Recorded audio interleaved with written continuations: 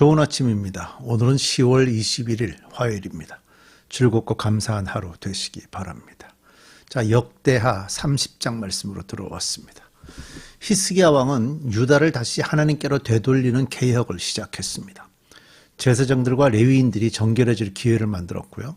또 성전이 깨끗해졌으며 유다 백성들이 정결해져서 이제 온 백성이 하나님께 자신이 준비한 예물을 가지고 나아가서 예배를 올렸습니다.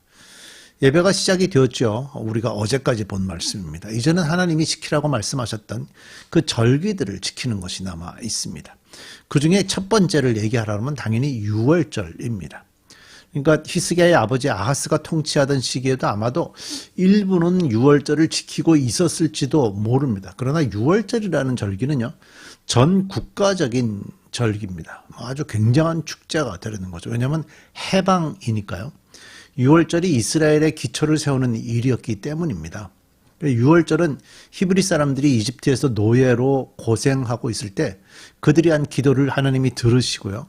모세를 통해서 이집트에서 히브리 사람들을 해방시키신 것을, 그날을 기념하는 절기가 유월절이죠. 그래서 하나님은 이 절기가 이스라엘의 시작이라고 생각을 하셨기 때문에 이스라엘에게 한 해의 시작을 이 유월절부터 하라고 명령하셨습니다. 그래서 유월절이 항상 새해 1월입니다. 그 정도로 중요한 절기가 유월절이거든요. 그래서 히스기야는 나라가 조금씩 하나님께로 향하는 이 시점에 먼저 유월절을 지키는 것을 요구했던 것으로 보여집니다. 자, 그래서 함께 유월절을 준비하는 유다의 모습, 또 유다 백성들의 모습, 히스기야 왕의 모습을 함께 살펴보도록 하십시다. 유월절 준비라고 이제 소제목이 붙어 있는데요. 역대하 30장 1절입니다. 히스기야는 온 이스라엘과 유다에 전가를 보내고 에브라임과 므낫세에는 각각 특별히 편지를 보내서 예루살렘에 있는 주의 성전에서 이스라엘의 하나님이신 주를 기리며 유월절을 지키도록 오라고 초청하였다. 왕이 그들과 예루살렘의 온 회중과 더불어 의논하여 둘째 달에 유월절을 지키기로 한 것이다. 이처럼 유월절을 한 달이나 늦추어 지키기로 한 것은 성결 예식을 치른 제사장도 부족한 데다가 백성도 예루살렘에 많이 모이지 못하였으므로 본래 정해진 첫째 달에 지킬 수 없었기 때문이다. 유월절은 원래 이제 첫째 달, 그 1월, 지금의 1월이 아니고 대략 3월 말 정도 됩니다. 첫째 달 14일 날 지키는 것이 유월절인데요.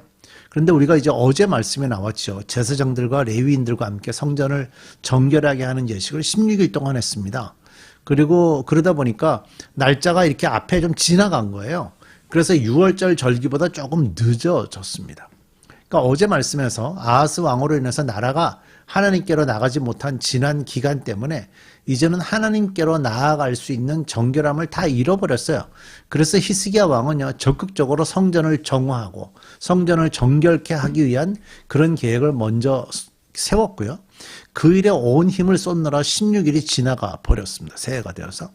그래서 정결하지 않은 상태에서 예배, 이건 불가능합니다.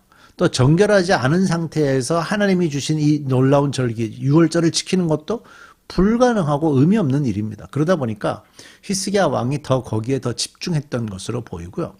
또 유월절은 워낙 국가적인 축제의 절기인데 오랫동안 이 절기가 유다 안에서 지켜지질 못했을 것입니다. 그래서 히스기야는 아마도 더 적극적으로 이 절기를 지키기 위한 노력을 했던 것으로 보입니다. 그러니까 국가적인 축제로 유월절이라는 절기를 지킨다는 것은요, 모두가 하나님의 자녀라는, 그러니까 모두가 하나님의 언약 백성이라는 연대감을 만들어내는 일입니다. 그래서 당연히 왕 입장에서는 온 국민 전체가 지킬 수 있도록 하는 것을 아주 중요하게 여겼을 겁니다. 그래서 지금 읽어오면서 이렇게 보면 히스기야 왕은 이스라엘 민족 전체, 남과 북을 합쳐서 전체에 대한 관심이 굉장히 많았던 것 같습니다. 자, 4절입니다. 왕과 온 회중이 이 계획을 좋게 여겼으므로 왕은 브엘세바에서 단에 이르기까지 이스라엘 전역에 명령을 선포하여 모두 함께 예루살렘으로 와서 주 이스라엘의 하나님 앞에서 유월절을 지키도록 하였다. 그들은 참으로 오랫동안 율법에 기록된 절차대로 유월절을 지키는 것을 실천하지 못했던 것이다. 파발꾼들이 왕과 대신들의 편지를 받아가지고 어명을 따라 온 이스라엘과 유다에 두루 다니며 다음과 같이 선포하였다. 히스기야 왕은 사실 남유다의 왕입니다. 남유다의 왕이었어요. 근데 그 마음은 남유다와 더불어서 북이스라엘 백성들까지 한 형제라는 마음을 가지고 있었던 것 같아요. 실제적으로 야곱의 우선 12지파 중에 10지파가 북쪽에 있었고 2지파만 남쪽에 있었잖아요. 그러니까 대다수의 인구가 북쪽에 있었다라고 보여지고 있습니다. 더군다나 히스기야가 한창 이 개혁을 하고 있을 이때 북이스라엘은 어떤 일이 일어났는가 하면 아수르의 지배를 받아서 나라가 망했습니다. 그래서 마땅히 북쪽에는 지금 뭐 지도자도 없고요. 상당수가 포로로 잡혀갔고 남아있는 사람들은 살터전도 다 잃었고 전쟁하면서 다 잃어버렸고 사실 북쪽에는 지금 마땅히 뭐 어떤 그 구심점 같은 것들도 없는 상태였습니다. 그래서 아마 이런 이유 때문에 히스기야 왕은 하나님이 주신 땅 전체를 대상으로 유월절을 지키겠다고 선포를 한 것 같아요. 여기 이제 조금 전에 우리가 읽었던 5절에 왕은 브엘세바에서 단에 이르기까지 이스라엘 전역의 명령을 선포하여, 이런 표현이 언제 나오는가 하면 사울, 그 다음에 다윗, 솔로몬 시대까지 나와요.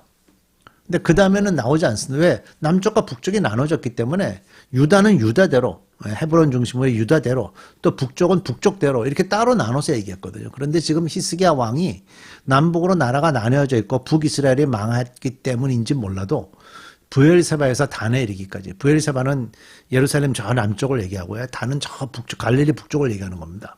그러니까 이스라엘, 하나님이 처음에 가나안 땅을 주실 때의 땅 전체를 얘기하는 거거든요. 그러니까 히스기야 마음속에는 이 전체에 대한 마음이 있었고, 전체의 유대 백성들이 전부 다 하나님께로 와서 12지파가 전부 다 하나님께 나와서 유월절을 지키는 것에 대한 마음을 표현하고 있어요. 그래서 파벌꾼들을 보내가지고 전 지역에 돌아다니면서 선포하고 있는 장면이 지금 여기 나오고 있는 거죠. 그러니까 이 그 히스기야 마음이 얼마나 이렇게 컸는지 몰라요. 당신의 그 하나님의 형제들, 하나님의 자녀들, 언약 백성들, 그들 모두를 다 품고 있는 사람이 바로 히스기야 왕이었습니다. 그래서 지금 나라가 망해가지고 뭐 어찌할 줄 몰라 하고 삶의 터전도 다 잃어버렸던 북이스라엘 백성들에게도 기회를 주는 거예요. 그들은 마음의 상처도 받고요.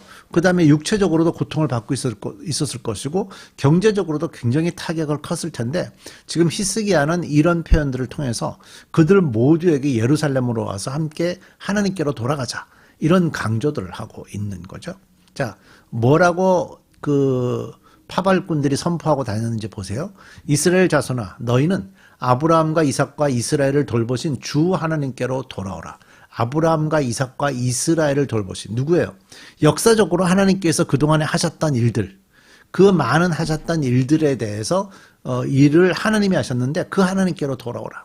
그러면 주께서도 남아있는 너희들, 곧 아시리아 왕의 손에서 벗어난 너희에게로 돌아오실 것이다. 하나님도 그들에게로 돌아. 이건 주로 북이스라엘 백성들에게 하시는 말씀이라, 선포하는 말씀이라고 볼 수 있고요. 7절. 너희는 조상이나 동포를 닮지 말아라. 그들이 주 조상의 하나님께 범죄하였으므로 주께서 그들을 멸망하도록 버려두신 것을 너희가 직접 보았다. 우리가 최근에 그 지난주도 계속 묵상하면서 얼마나 그 히스기야 왕의 선조들이 그 악한 일들을 많이 했는가 우리 다 배웠죠. 그래서 그런 일들을 했기 때문에 하나님께서 멸망하도록 놔뒀다는 거예요. 8절. 너희는 목이 곧은 조상과 같이 고집을 부리지 말고 주께로 돌아오너라. 이 목이 곧은이라는 말은 그 성경에서, 옛날 성경에서는 강팍한 이런 표현이 있어요. 그러니까 완고하다, 딱딱하다, 그런 의미거든요. 이 완고하고 딱딱하면 목이 잘 안 들어가잖아요. 우리가 왜 교만한 사람들을 목에 기부했다 이런 얘기 하죠. 그런 표현입니다. 그래서 주께로, 그런 고집 부리지 말고 주께로 돌아와라. 너희는 하나님께서 영원히 거룩하게 하신 성전으로 들어가서 주 너희의 하나님을 섬기라. 이제 성전이 회복이 됐으니까 성전에 들어갈 수 있는 거예요. 그리하면 주께서 너희에게서 진노를 거두실 것이다. 너희가 주께로 돌아오면 너희의 친족과 아이들을 사로잡아간 자들이 너희의 동포에게 자비를 베풀어서 그들을 이 땅으로 돌려보낼 것이다. 주 너희의 하나님은 은혜로우시고 자비로우신 분이시므로 너희가 그에게로 돌아오기만 하면 너희를 외면하지 않으실 것이다. 하나님은 항상 언약을 지키시려고 하셨어요. 백성들이 그 언약을 깨고 있었던 거죠. 그래서 이제 돌아오라 이거죠. 하나님이 누구라고요? 은혜로우시고 자비로우신 분이라고요. 10절. 파벌꾼들이 에브라임과 므낫세 지방의 각지 성읍으로 돌아다니며 멀리 스불론에까지 가서 이렇게 알렸으나 사람들은 파벌꾼들을 비웃고 놀려대기까지 했다. 북이스라엘의 많은 사람들이 이미 우상을 섬겨왔던 데가 벌써 200년, 한 200년씩 이렇게 내려왔기 때문에 타격이 너무 컸어요. 그들이 하나님의 말씀을 받아들이지 않으려고 하는 거 오히려 비웃었죠. 다만 아셀과 므낫세와 스불론 사람들 가운데 몇몇 사람이 겸손하게 말을 듣고 예루살렘으로 왔다. 12절. 하나님이 또한 유다에서도 역사하셔서 왕과 대신들이 주의 말씀대로 전한 그 명령을 유다 사람들이 한 마음으로 따르도록 감동시켰다. 북이스라엘의 아주 일부의 사람들이 그 예루살렘 성전으로 돌아왔고요. 남유다에서는 하나님의 그 역사가 커서 유다의 백성들이 한 마음으로 다 이 히스기야 왕과 함께 하나님께로 돌아가게 됐던 겁니다.